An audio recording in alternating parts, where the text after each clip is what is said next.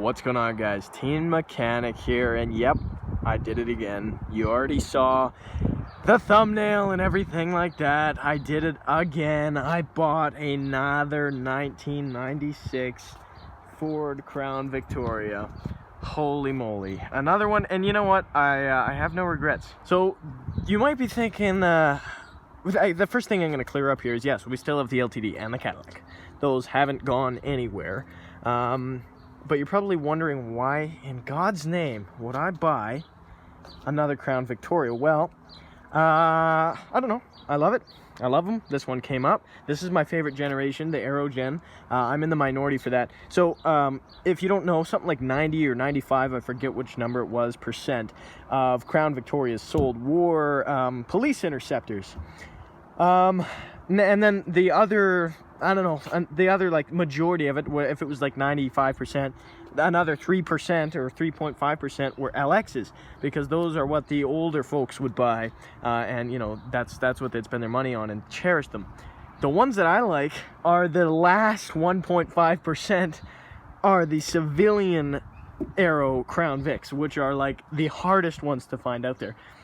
They're fine, you know, you can find them, but they're my favorite. So this one here is a P73, not a 74 or a 71. This is a P73 bare bones a 96 Crown Vic, and I found it listed for $2,000, and then he lowered it to $17. So anyway, I messaged him well before that, and I asked him if he'd be interested in negotiating, because it was in, if you guys don't know, I live in Calgary, Alberta. And this was in Clive, Alberta, which I've never even heard of, actually. And Clive is a little bit northeast of Red Deer, which is another city north of Calgary. So we actually ended up driving 2.5 hours to go see this. The guy said it's, you know, I mean, it's in good shape. There's very little rust. That's the only rust. Of course, it always rusts on that dog leg, so I can fix that. The other thing here, one of the reasons I was so interested in it, I asked him if he could send me a picture. What do you guys think this thing has mileage-wise? Like, it's not crazy. Like, don't get your hopes up thinking it's like, I don't know, 10,000 kilometers. It's not like that. But what kind of mileage do you think this has? Go ahead and place your bets in the comment section below. Ready? Here's the reveal. Nothing crazy, but 196, 971. The reason it has 971, we drove it all the way back from Clive. When I got it, it had 196, 770 or something like that. So we put almost 200 kilometers on it, actually. Or no, we put just under 200 kilometers on it. So that is, or no, we put over 200 on it. So yeah, it was in the sevens. So yeah, it's almost at 197, which is actually pretty good. You know, it's rare that you see them under 200,000. But in the interior here, I mean, you can see the carpet, all the seats. I mean, it's in really good shape. You'll see it's really dusty. It's been smoked in a little bit. I mean, you can see how dusty it is. It's kind of everywhere. It was smoked in just a little bit. His mom, or no, it wasn't his mom. His grandma bought this car in the 90s, late 90s. This is a 96, and she bought it. She didn't buy it new, but she bought it close to new. It was very lightly used, and she owned it up until she just couldn't really drive anymore. And I might be paraphrasing a little, but the story was, the gist of it was that then I believe that I don't know if he inherited it, because she did pass away. She made it to like in her 90s. But she did pass away. I'm not sure if he inherited it from her after that, or if he got it from her before she passed. But either way, his dad drove it up to Edmonton and to Regina a few times. And then he ended up with it. He took it into work a little bit. So it's really only been driven 7,800 kilometers a year. So it's really not that bad mileage-wise. It is actually in pretty good shape. I'll go ahead and pop the hood, pop the trunk. If you guys want a whole review of this car, which I don't really know what there really is to show, but I'd be happy to do a review for you, maybe even a test drive. The engine here, this same 4.6 modular V8, blah, blah, blah, that makes 790 horsepower. No, I'm just kidding. I have no idea what it makes. My guess is at 180. I don't know. I forget. Another perk of this thing is actually that $800 was poured into this thing just in the last 2 years for a new intake manifold. If you know your Crown Vics, or even the 4.6, the intake manifolds fail on these. Even some of them have plastic coolant crossovers there, and those fail all the time. And if it has a metal one, they fail right in between the plastic and the metal. So that was done, so I don't have to worry about that. It's in good shape. It's pretty dirty, but it still even has its engine cover. It's got a new alternator. Battery's new enough. Still very strong. Really have to slam the hoods on those early gens. There's kind of some fingerprint marks, but the body on this car is actually very good. If you can see, I mean, it's still got all of its shine. His grandma kept it inside. This dog leg isn't really rusting. I mean, it is, so I'll fix it. But back here, you've got your trunk, pretty good shape. You've still got, like, here, see if you can see the tread on this spare tire. Look at the tread on that.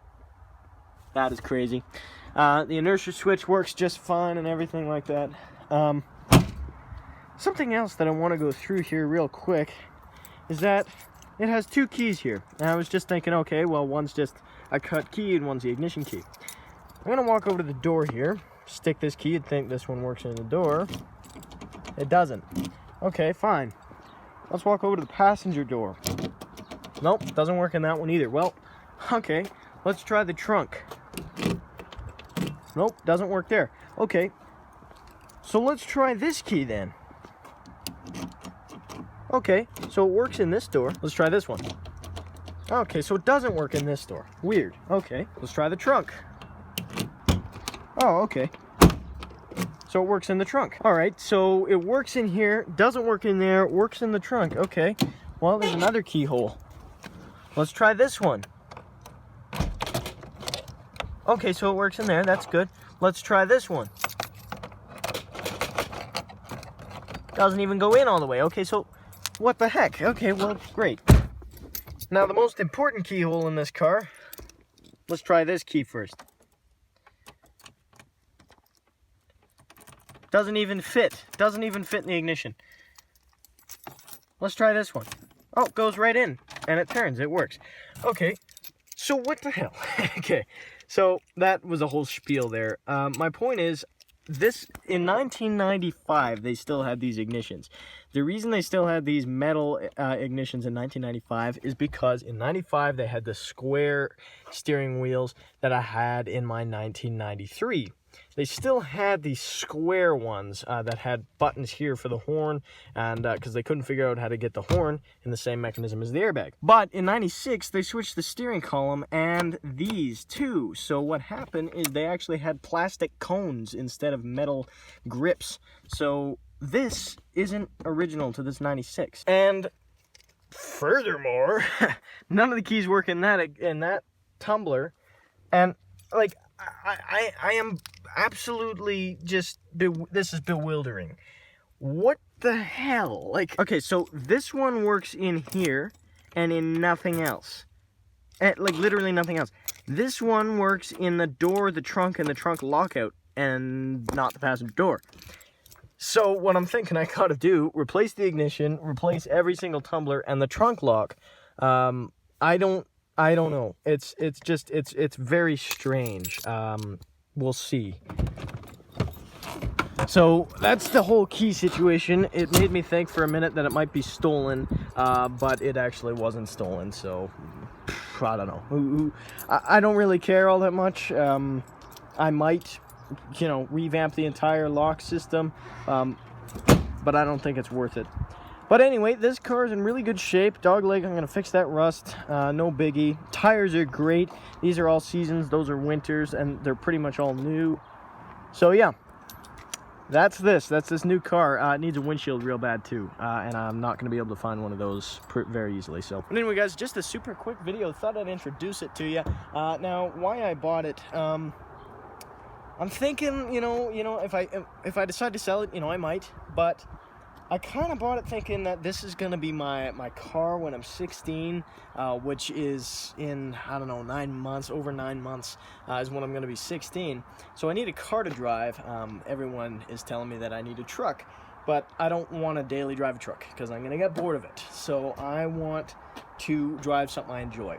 I'm going to enjoy my car, damn it. So this car is going to be for that. So, that's probably what I'm thinking. Another quick update though, just before I get out of here. The LTD, I don't think I'm going to paint it. I know I said I was going to paint it. Sorry if there's wind noise. It's kind of windy. My microphone stopped working. Got to get a new one. But my LTD, I decided, you know, I was going to paint it. I released that video. I did some financial calculations, but more important than the financial aspect is the time and the effort. I've got a lot going on right now, and painting an LTD isn't really in my books. So I'm kind of thinking that if I don't sell the LTD, I'll drive this as a daily in the summer, the LTD is a daily in the winter, and the Cadillac is a summer cruiser. Who knows? I mean, I don't need 3 cars. That would be ridiculous. But, you know, who knows? Because I don't know. I might sell the LTD. I haven't decided yet. I might even sell this. Who knows? We'll see. I can't commit to any cars. So, you know, we've got a lot to find out. You know what, actually, I was going to end the video, but before I do, I'll fire it up for you because you can't have a video where I don't fire it up. So like I said, actually, we put 184 kilometers on there, 0.1, but that was actually, I reset that at a stop we made, so really we actually probably put another 20 kilometers on it because we drove all the way up Highway 12. All right, we'll go ahead and fire this up here. That window regulator works. That one doesn't, and the back ones do, so I gotta replace that. But here we go. That's it. Wow. Oh, wow, what a crazy engine. Yeah, so it runs very, very well. Like I said, drove it over 200 kilometers, and works just fine. Actually, if you guys remember that green Crown Victoria that I destroyed, I actually saved the window regulators, which were new, out of the driver and passenger doors, so that saves me $90, which is really nice, so I'll just throw that in there. But anyway, guys, if you enjoyed the video, give it a like. If you didn't, give it a dislike, but let me know in the comment section below how I can improve it, and let me know what you want to see. Also, what I don't usually say, follow me on Instagram. I have 2 Instagram accounts. The one I recommend you follow me on first, though, is Teen Mechanic. That's it, all lowercase, no spaces, no underscores. Teen Mechanic, one word, all lowercase, like I said.